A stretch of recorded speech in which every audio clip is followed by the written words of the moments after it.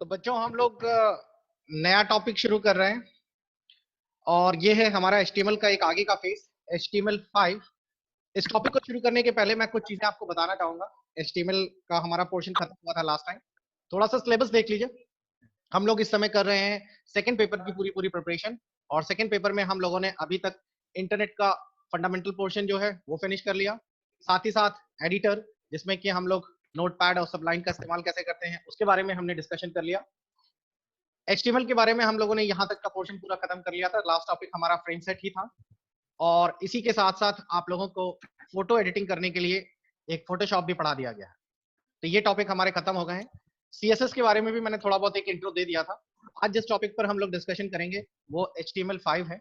हम लोग HTML5 के बारे में बात करेंगे। आपको बता दें ये वाला जो टॉपिक है HTML5 ये आप लोगों के पुराने वाले सिलेबस यानी कि R4 में ये अवेलेबल नहीं है।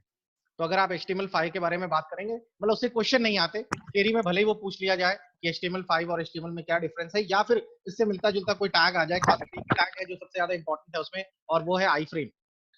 तो ये हो सकता है रेयर केस में पूछ लिया जाए, वरना आपके R4 के सिलेबस में HTML5 से जुड़ा हुआ क्वेश्चन नहीं बनेगा। एक दो चीजें और भी देख लीजिए जो आपके काम की हैं। HTML5 की मैंने एक नई PDF अपलोड की है जो पहले नहीं थी और बीच बीच में मैं बनाता चला जा रहा हूँ। जैसे जैसे मैं बता रहा था कि आप लोगों को PDF बीच बीच में अपडेट होती रहेंगी ताकि आप लोगों को पढ़ाते समय जैसे जैसे पढ़ाया जा रहा है उसके अकॉर्डिंगली आपको लेटेस्ट और बढ़िया PDF अवेलेबल हो।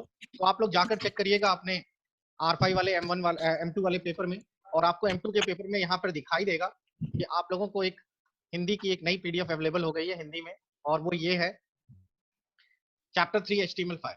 ये वाला एक PDF अपलोड की गई है। दूसरी चीज यही इसी तरीके से इंग्लिश में भी अपलोड कर दी गई है। आप लोग इंग्लिश वाले में भी जाकर देखेंगे तो आप लोगों को HTML5 का ट्यूटोरियल मिल जाएगा। तो और ये बहुत इजी है। HTML5 इतना सिंपल है कि आप लोगों को एक ही क्लास में पूरा क्लियर हो जाएगा। और जो सबसे इंपॉर्टेंट टॉपिक है इसमें कि HTML और HTML5 में क्या डिफरेंस होता है, एक तो ये बहुत जरूरी है। दूसरा कुछ मल्टीमीडिया टूल्स हैं जो कि आपको जानना जरूरी है। एक छोटी सी इन्फॉर्मेशन भी मैं इसके साथ देना चाहता हूँ। जल्द ही हमारी यहाँ तक कि हो सकता है फर्स्ट वीक में ही हम लोगों की नया चैप्टर शुरू हो जाए या नया पेपर ही शुरू हो जाए जिसका नाम है IoT, इंटरनेट ऑफ थिंग्स। इस कोरोना के मतलब समय पे काफी लोगों को यूं कहिए कि फाइनेंशियली तो नुकसान हो ही रहा है, इकोनॉमिकल नुकसान भी हो रहा है, लेकिन एक अच्छी चीज ये हो रही है कि हम लोग फैमिलीज के साथ रह रहे हैं। अगर हम पॉजिटिवली देखें तो टाइम डिवोट कर पा रहे हैं। मैंने भी टाइम का काफी उपयोग किया और ये IoT के सारे टूल्स जो हैं वो आप लोगों के लिए तैयार कर रहे हैं। आप लोगों को ये जल्दी पूरे नोट्स मिलने वाले हैं। एक चीज मैं आपको और बताऊंगा कि जो लोग खासकर इंस्टीट्यूट ओनर हैं उनको एक IoT डिवाइस खरीदनी पड़ेगी। वैसे तो रेस्पेरी ये भी एक आती है, आप लोग इसको भी ले सकते हैं, लेकिन आपके सिलेबस में जो है वो अड्रीनो है, अड्रीनो यूनो। ये वाली डिवाइस आप लोगों को Amazon पे मिल जाएगी, 350 रुपए के आसपास है। आप लोग ये डिवाइस ले लीजिएगा ताकि आप अपनी प्रोग्रामिंग वहां से कर सकें। एक चीज और, ये सारी चीजें मिलेंगी कैसे? आप लोग सीधा सीधा Amazon में लिख दीजिएगा तो ये Amazon में अवेलेबल है। आप Amazon में डाल दीजिएगा Arduino Duo।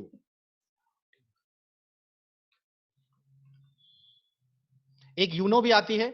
यूनो ये एक सिंगल मतलब इसमें इनपुट और आउटपुट्स को लेकर डिफरेंसेस होते हैं। इसमें एनालॉग और डिजिटल इनपुट दोनों में रहते हैं।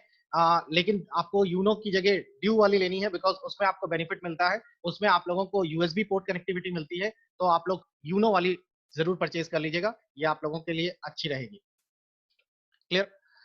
तो और मैं आपको सजेस्ट करूंगा कि इसके साथ पूरा किट लीजिएगा। तो किट आपके लिए काफी बेनिफिट रहता है, लगभग 1000 रुपए के आसपास किट है और उस किट में सेंसर्स दिए रहते हैं। उस किट में ब्रेडबोर्ड दिया रहता है जैसे कि आपको दिख रहा है, ये देखिए ये रहा। इसमें सेंसर्स भी दिए रहते हैं, डिस्प्ले यूनिट भी दी गई है और आप लोगों को एक छोटा सा इनपुट कीबोर्ड भी दिया गया है। ये रेजिस्टेंस है जो आपके प्रतिरोध के रूप में काम आते हैं और साथ ही साथ आप लोगों को इसमें IC LED, ये जो आपको दिखाई दे रहा है ये आपका लाइट एमिटिंग सेंसर है जो कि आपको लाइट के अकॉर्डिंगली सेंस करता है।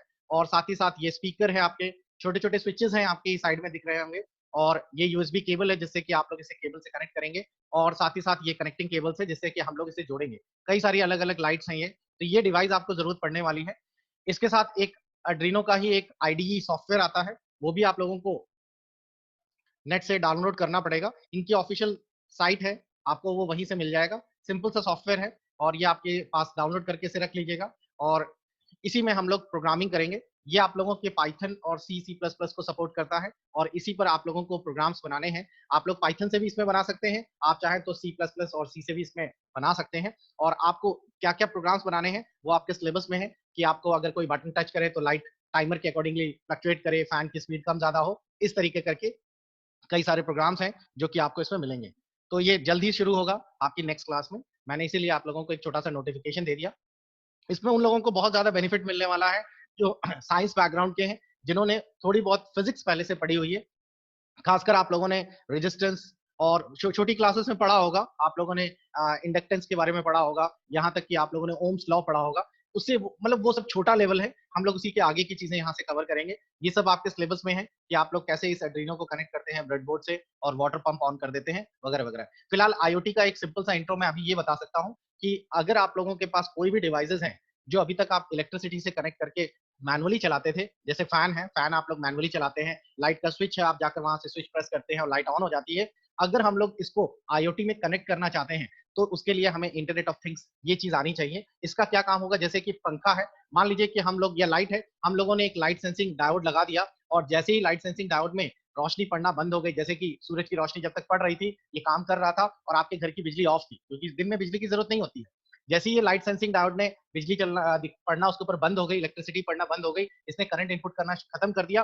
अब तुरंत आपके एड्रीनो में जो प्रोग्रामिंग है उसके अकॉर्डिंगली आपकी सारी लाइटें अपने आप ऑन हो जाएंगी। जैसे कि आप लोग ट्रैफिक लाइट्स देखते हैं, दिन के समय वो अपने आप ऑफ हो जाती हैं, रात में अपने आप ऑन हो जाती हैं। ये आईओटी के थ्रू ही पॉसिबल है। तो आईओटी आपके डिवाइसेस को रिमोटली कंट्रोल करना, आपके प्रोग्रामिंग के बेस पर आप कैसे काम करते हैं, ये सारी चीजें आपको सिखाई जाएगी। इंटरेस्टिंग है, बहुत सारी चीजें हैं इसमें सीखने के लिए, इनके प्रोटोकॉल्स भी हैं, मतलब एक ठीक ठाक सिलेबस है। शुरुआत में दिक्कत आएगी बिकॉज जो ये हैं सेंसर्स दिख रहे होंगे आपको, ये सारे सेंसर्स हैं जो आपके सिलेबस में हैं, जिसमें हमारे पास प्रॉक्सिमिटी सेंसर्स है, फोटो डायोड है, यहाँ पे यहाँ तक कि आप लोग अपने जो मिट्टी है, मिट्टी की आर्द्रता भी देख सकते हैं, यानी उसका पैरामीटर से देख सकते हैं कि मिट्टी अगर गीली है तो ठीक है, जैसे ही सूख गई ऑटोमेटिकली जो सेंसर है वो अपने आप ट्रिगर हो जाएगा और ट्रिगर होने के बाद अपने आप आपके आसपास का जो भी वाटर लेवल, या यूं कहिए कि जो आपके यहाँ पे पंप लगा है वो अपने आप ऑन हो जाएगा और वो अपने आप यहाँ के पानी फैलाने लगेगा। तो ये सारी चीजें आपके इसमें यूज होती है। खैर, ये तो बात हो गया कि कैसे ये सब चीजें हैं जिनके बारे में आपको पढ़ना है। आपको थोड़ा सा आइडिया लग गया होगा कि ये किस तरह का, ये थोड़ा सा हार्डवेयर, थोड़ी इलेक्ट्रॉनिक्स और थोड़ी प्रोग्रामिंग से जुड़ा हुआ है। तो ये नेक्स्ट मंथ से शुरू होने वाला है, कंटेंट लगभग पूरा ही है इसका। उसके साथ साथ एक चीज और मैं आपको बता दूं कि बहुत सारे मेरे, क्योंकि ये जो मैं वीडियो आपको बनाऊंगा तो ये वीडियो आप लोगों का यूट्यूब में अभी अपलोड भी होगा, तो आप में से बहुत सारे स्टूडेंट्स अभी भी मेरे से पूछते रहते हैं कि सर हम लोगों को नोट्स लेने हैं, किस तरीके से क्या होगा।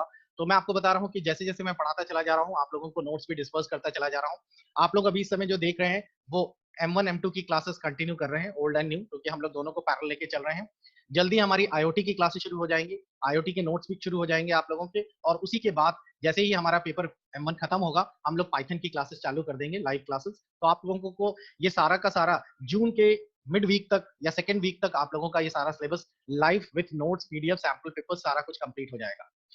इस समय बच्चों, जैसा कि हालात देश के खराब चल रहे हैं, पूरी दुनिया के हालात खराब चल रहे हैं, लेकिन हमारे को इस चीज का बेनिफिट मिल रहा है कि हम लोग इस समय ऑनलाइन क्लासेस का पूरा भरपूर उपयोग कर रहे हैं। गवर्नमेंट ने भी इस समय सीबीएसई और बहुत सारे एग्जाम्स टाल दिए हैं और उनके ऑनलाइन क्लासेस के लिए शुरुआत कर दी है। अच्छा है, लेकिन हालात जल्द से जल्द समझ जाए, यही सबके लिए या सभी के लिए दुआएं हैं।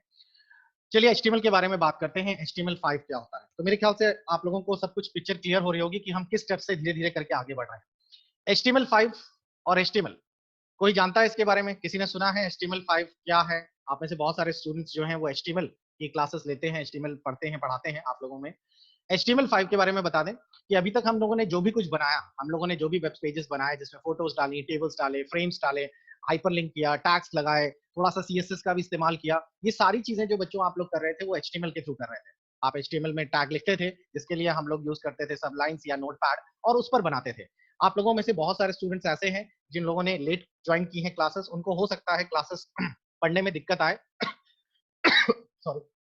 तो मैं आप सबको सजेस्ट करूंगा, वैसे तो मैं वेबसाइट प्रोवाइड कर रहा हूं, लेकिन आप वेबसाइट में हो सकता है वीडियो लेट अपडेट हो, तो आप लोग यूट्यूब में चैनल पे आइएगा, मेरे नाम से सर्च करिएगा मिनेश सचान, और चैनल पे आप क्लिक करते ही आप लोगों को ये स्क्रीन दिखेगी जिसमें कि आपको प्लेलिस्ट मिल जाएगी। आप प्लेलिस्ट में जाइएगा और प्लेलिस्ट में जैसे ही क्लास खत्म होती है उसका वीडियो वहां अपडेट हो जाता है। जैसे अभी तक आप देखिए M1 R4 में 44 वीडियोस अपलोड हो गए हैं, M2 R5 में लगभग 25 वीडियोस अपलोड हो गए हैं। यहाँ पर आपको जैसे ही आप क्लिक करेंगे ये सारी क्लासेस आपको डेट वाइज एक के बाद सब लगी हुई दिखाई देंगी।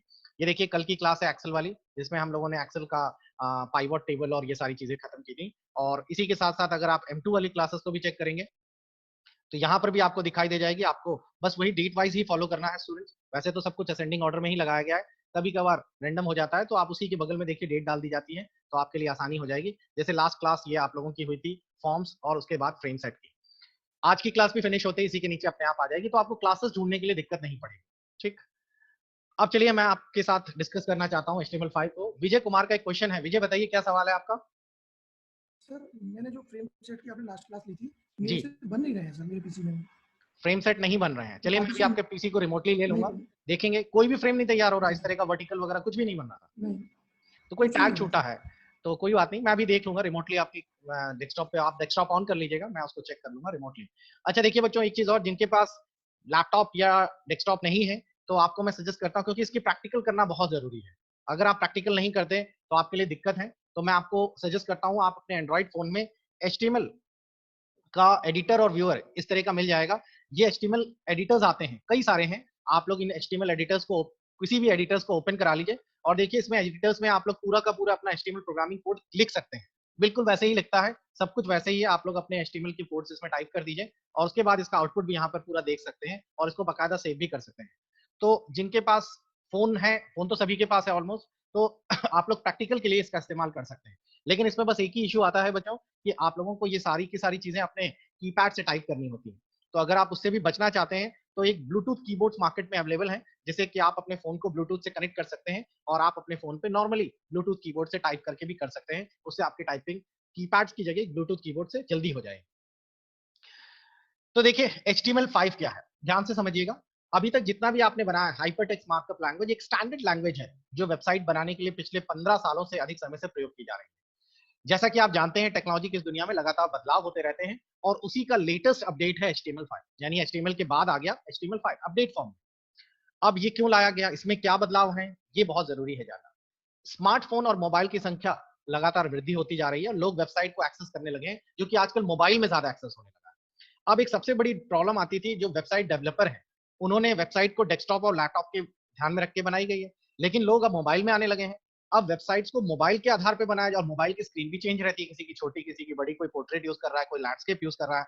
तो इसके लिए क्या किया जाए, क्योंकि हम लोग वेबसाइट को नॉर्मली जब डिजाइन करते हैं HTML में या HTML4 में, तो उसमें एक सबसे बड़ी प्रॉब्लम होती है कि वो आप लोगों की स्क्रीन के साइज के अकॉर्डिंगली काम नहीं करती। आपने तो कोई टैग डाल दिया, तो वो तो सभी पे एक जैसे ही काम करेगा, भले आप वो उसे स्मार्टफोन पे खोलिए या टैबलेट में खोलिए, किसी में भी। तो इसी के लिए HTML5 को डाला गया या जोड़ा गया।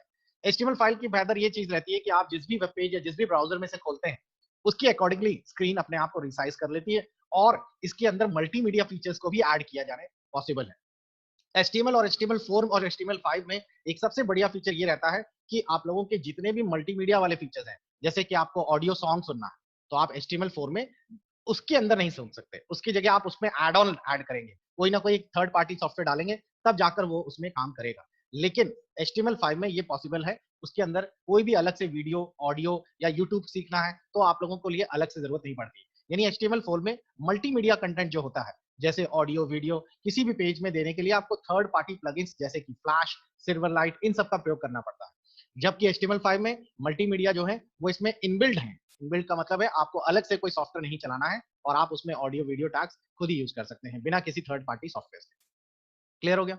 तो ये फायदा होता है। एक वर्ड इसमें और आएगा जिसका नाम है वेक्टर ग्राफिक्स। समझ लीजिए क्या होता है।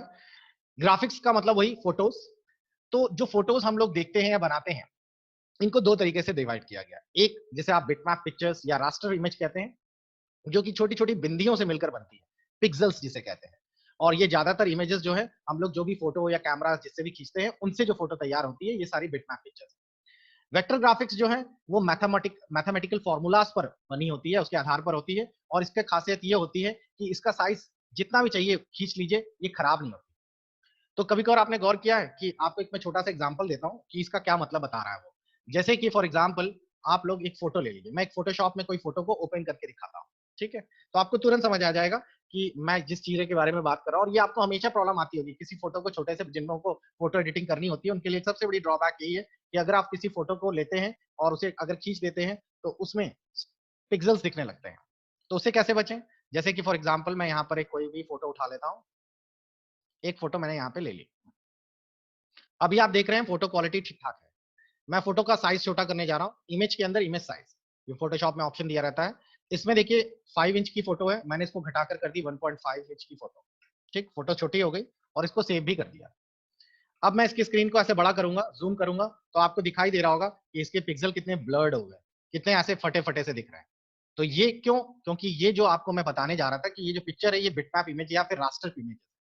अब अगर आप लोग किसी चीज को जूम बढ़ाते हैं तो जो बिंदी है वो भी बड़ी हो जाती है, लेकिन दूर से देखने में वो समझ नहीं आ रही थी। जब हमने जूम बड़ा किया तो वो बिंदी समझ आने लगी। वेक्टर इमेजेस में ऐसा नहीं होता। वेक्टर इमेजेस के लिए आपको मैं एक दूसरा एग्जांपल दे देता हूं, और वो है आपका कोरल। कोरल ड्रॉ में आप कोई भी फोटोज डिजाइन करिए, कुछ भी डिजाइन करिए, क्योंकि ये वेक्टर बेस्ड काम करता है। अब अगर आप लोग यहाँ पर एक छोटा सा एक ये बना लीजिए, देखिए मैंने एक छोटी सी चीज डिजाइन कर ली, एक कलर रख लिया या कुछ भी डाल दिया, और उसको एक बड़ा सा इंटरेस्टिंग ला, ये कुछ इंटरेस्टिंग ही आपको बना के दिखाएं। कोरल मेरा एक फेवरेट सॉफ्टवेयर में से एक है, और इसमें मैं बहुत सारी कलाकारी करता रहता हूँ। तो हम लोगों ने एक बढ़िया सा कुछ डिजाइन कर लेते हैं, और अच्छी चीज डिजाइन करें, आपको भी अच्छा लगे देखने में।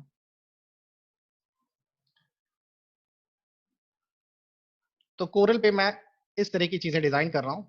ये बच्चों मैं आपको सिर्फ समझाने के लिए बता रहा हूँ कि होता क्या है, क्योंकि आप लोगों में इस तरह की चीजों में प्रॉब्लम आती है कि आप लोग, अभी आपको अच्छा लगेगा ये।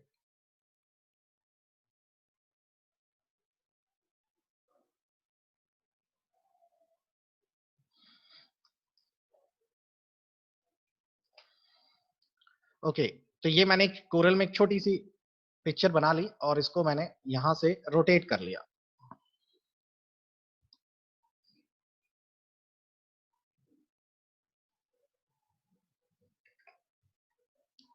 ये रहा।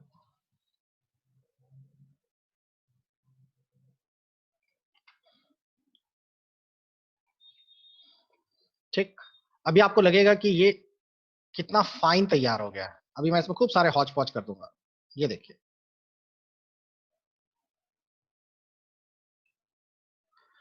तो अगर आप गौर से देखें तो ये फोटो दूर से देखने में आपको कितनी सिंपल सी दिख रही है। अगर मैं इसको बहुत छोटा कर देता हूं, ये देखिए फाइन एंड क्लियर है। लेकिन अगर मैं इसको और कितना भी बढ़ा लूं, ये देखिए इसकी क्लियरिटी देख रहे हैं आप लोग, कितना मतलब हाई रिजोल्यूशन पे है। इस समय देखिए 14,000 जूम है, लेकिन फोटो की क्वालिटी बिल्कुल खराब नहीं हो रही, बिकॉज ये फोटो डॉट्स पर मिलकर बनी नहीं है, ये मैथमेटिकल फॉर्मूलाज हैं। क्योंकि अगर हम लोग खींच देते हैं किसी भी फोटो को या कोई भी चीज को, तो ये ऑटोमेटिकली उस पर चेंज हो जाती है। यानी कि आप लोगों के द्वारा बनाई गई जितनी भी ग्राफिक्स है, अब कोई भी ग्राफिक्स मैं यहाँ से चूज कर लेता हूँ, ये आप देखेंगे कि एक छोटा सा फूल पत्ती कुछ भी ले लिया, ये देखिए मैंने ऐसे डिजाइन कर लिया, ये यहाँ फूल आ गए, और मैं कुछ और बना लेता हूँ, कुछ भी डिजाइन कर लेते हैं। जैसे कि यहाँ पर हम लोगों ने ले लिए ये ऐसा, आप देख रहे होंगे ये इतना ऐसा लग रहा है कि हाँ ठीक है ये टोपियां हैं, लेकिन जब मैं जूम बढ़ाऊंगा इसकी क्लैरिटी देखिए कितनी फाइन है। तो यही होता है आप लोगों को, अगर कोरल में आप लोग कोई फोटो इंपोर्ट करा लेते हैं, तो अगर आप फाइल के अंदर जाके कोरल से ले लीजिए। कोरल में एक अच्छी चीज यही होती है कि आप किसी भी फोटो को अगर आप कोरल में ले लेते हैं, तो कोरल उस चीज को वेक्टर्स में कन्वर्ट कर लेता है, और आपकी फोटोज की क्वालिटी मेंटेन रखता है। आप कोई भी फोटो उठा लीजिए और उस फोटो को आप लोग यहाँ पर इंपोर्ट कराइए। ये देखिए फोटो छोटी सी है, लेकिन अगर मैं इसकी जूम क्वालिटी यहाँ से बड़ा करूंगा तो क्वालिटी मेंटेन रहेगी। ये देखिए, ये बेनिफिट होता है। तो मेरे ख्याल से आपको क्लियर हो गया होगा कि क्या है आप लोगों का वेक्टर ग्राफिक्स और साथ ही साथ बिटमैप्स। अब HTML4 तो आपको पता ही चल गया कि HTML4 पर हम लोगों को सीधा मल्टीमीडिया सपोर्ट नहीं मिलता, तो हम लोगों को इसके लिए HTML5 का इस्तेमाल करना पड़ेगा।